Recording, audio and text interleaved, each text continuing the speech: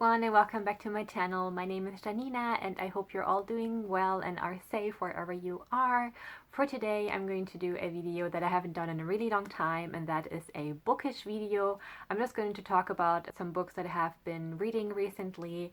These are all books that I have finished in the past 3 weeks, because sometimes I'm not reading any books for like 1 or 2 months like at all, and then I get into these kind of reading rushes where I finish, I don't know, 7, 8 books in 3 weeks, and right now I'm kind of into this in this reading rush. So yeah, these are all books that I finished recently, and the last book will be a book that I'm currently reading still. And yeah, I hope you will like this video. It's just some cozy bookish talk for today, and yeah, without further ado, let's get started, and I will talk about the first book that I have finished in the past few weeks.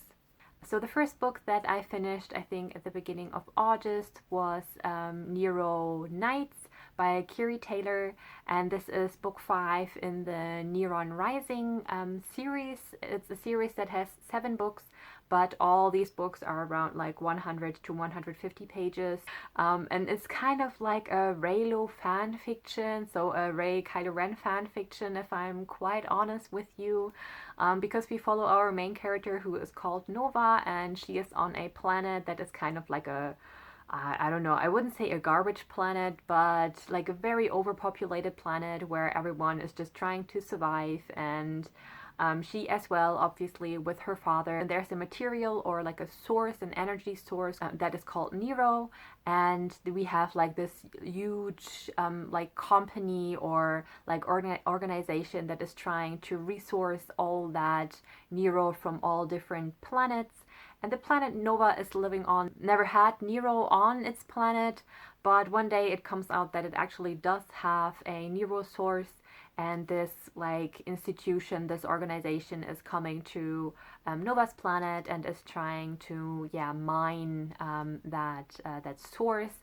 And by doing that, all the planets that they are sourcing or sourced in the past, all the people on the planet have 2 options. Either they evacuate and they leave the planet, or they stay on the planet and work for the organization. And Nova is obviously the one that wants to leave the planet, and then we just follow her, how she tries to survive and how she finds out more about herself, about the powers that she might have, and also about about the voice that has been in her head for a long time. I know that sounds weird, but it's kind of like she has this connection with another person, another a man or another boy, and they can talk via like a mind bond.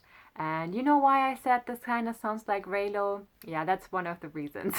And like, yeah, we find out who that voice is, and yeah, this is basically what we follow in the series. And I read like the first 5 books for now, and I kind of like it.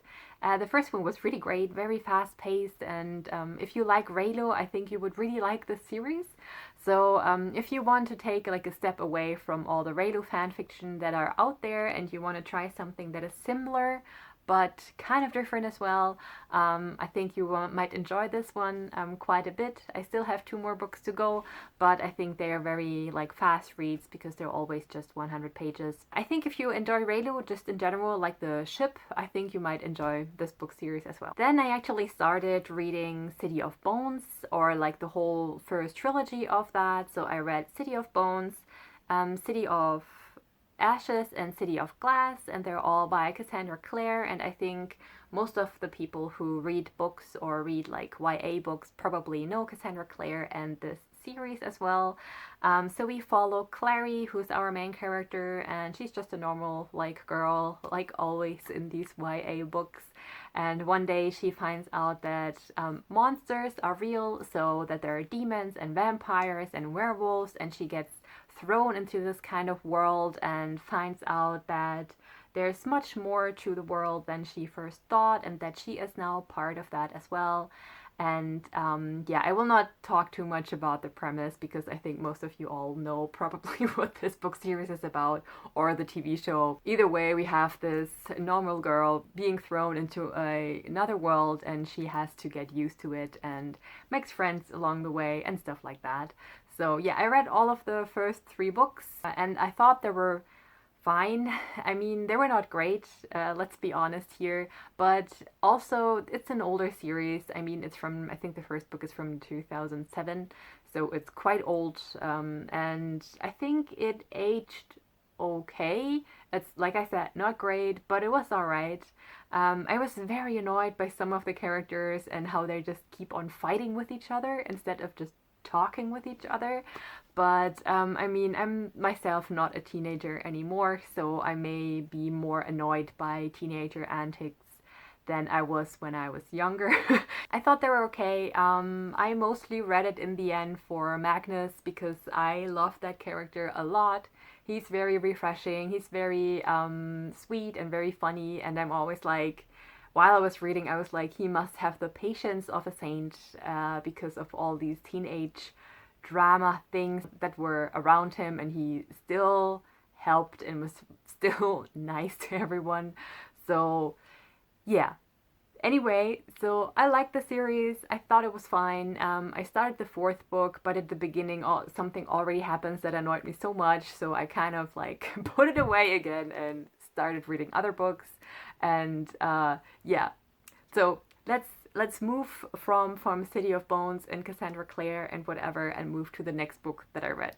For the next book, I actually have that in a physical copy, and that is How the King of Elfheim Learned to Hate Starries by Holly Black, and that is part of the Folk of the Air trilogy, so The Cruel Prince, blah blah blah.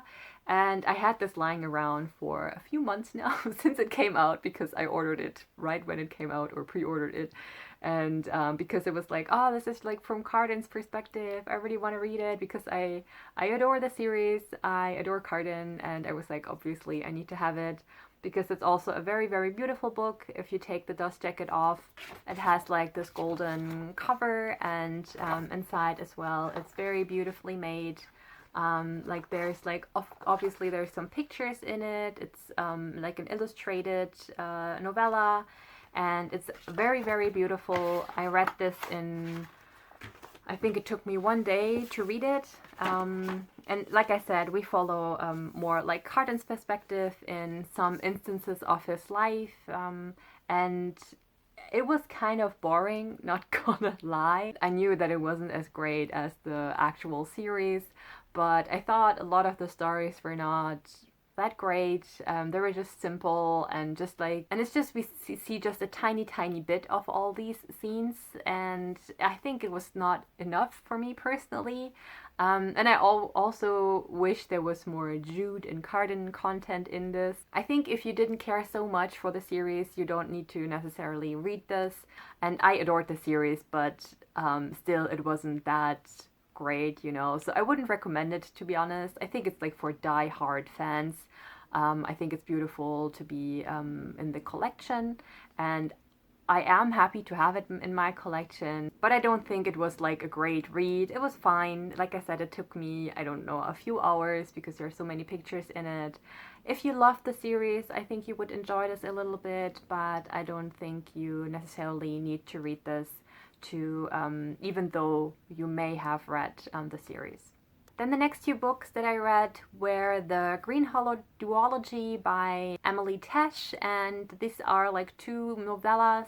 The first one is called The Silver in the Woods, and the second one is The Drowned Country. It sounded like really interesting. It's like with an enchanted forest and like with magic, and I love magical forest settings that have this kind of like dark, creepy forest atmosphere. I really, really like that. This has a gay main character as well, so I was even more intrigued by it. And we follow Tobias, who is kind of the master of this Green Hollow wood. So he takes care of this large wood, this enchanted, weird, magical like wood or like forest, and takes care of the creatures, that nothing bad happens, and that the people that may travel through the forest, that there comes no harm to them. So this is kind of like the premise that we have. And one day we have a nobleman called Silver stumbling through the woods and coming upon the cottage of where Tobias lives. And he takes him in and is kind of like just taking care of him for like a few days and because it was raining, and he was like, come on in, Silver, get yourself warmed up, you know, that kind of thing happened. Silver is on his way the next day, but he keeps coming back to that cottage in the forest. And they keep talking, and Silver is very intrigued by the magic of the forest and the folklore about the forest. And this is kind of what we follow. It's a bit weird. It's very odd. Like the two books were super odd, and sometimes I was like, I don't really know what's happening right now and why it's happening. But it was really kind of lovely as well, because like the second book is is set a few years later, and because something happens between Silver and Tobias, and then they, you know, meet again, and it's all a little bit heartbreaking, but also very, very nice and oddly lovely, really. And it's all super enchanted and kind of a little bit creepy, and I thought it was really nice to read. It wasn't like this book that took me by surprise by how absolutely great it was, but it took me by surprise how atmospheric it was, and how oddly, like how weird it was, and how much I still kind of liked it, even though I was confused a little bit and sometimes a little bit sad of by what happened in the book. But if you like this kind of like enchanted forest setting with magic here and there, and some, I don't know, some odd characters and an odd setting, I think you should pick this up, because it was something that was really easy to read, and just like took me in because of the atmosphere it had. So yeah, I actually quite liked it. It was nice for like reading in between. If you like that kind of setting, like I said, maybe you should give it a try. And then the last book that I have finished actually is called Love Springs Eternal by S.J. Himes, and that is book 5 in the Necromancer of Boston series. This is a gay romance novel series that I actually really adore. I really like all of these characters, and in this one we follow Daniel, that is our main character, and he is the apprentice of the Necromancer of Boston that we follow in the first 3 books of the series, and his fairy boyfriend. Yes, exactly. You heard me right. His fairy boyfriend, which is great. You know, I love fairy stuff. Yeah, we follow these two in the whole book, obviously, and it's mostly just domestic lovey-dovey stuff. Now that I think about it, there's some like stuff happening, some action, obviously some drama. As always, we always have that kind of stuff. But it was very, like, it was resolved very quickly and very nicely, and S.J. Himes always does that. I really like her for that. And then they're just really like happy and in love, these two characters, and they protect each other and take care of each other. And if you want something like that, where we have two people always taking care of each other and having each other's back and just trusting each other endlessly, I think you would really like the whole series, actually. Because like I said, in the first 3 we follow the Necromancer, who's called Angel, and his vampire boyfriend. And then in the 4th book we follow Isaac, who is the brother of Angel, and his vampire boyfriend. And then we have Daniel and his fairy boyfriend. Anyway, enough of that. I like the series a lot. I will continue reading it until the end. I love it. It's so much fun, and just something really sweet and fluffy for in between.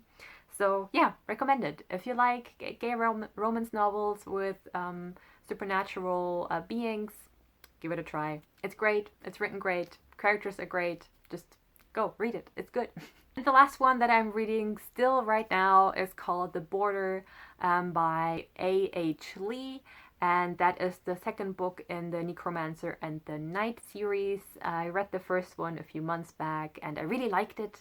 Actually, I was so surprised by how much I liked it. And I was like, now that I'm reading again, let's read the 2nd one and the 3rd one after.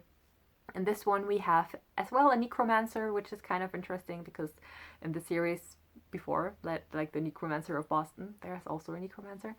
So we have a Necromancer here and a knight, like the series title says, and they meet, and there's a lot of political drama and a lot of intrigue, but it's really great because the focus the focus is more on the plot actually in this one instead of the romance, which doesn't happen a lot in gay romance novels in my personal experience.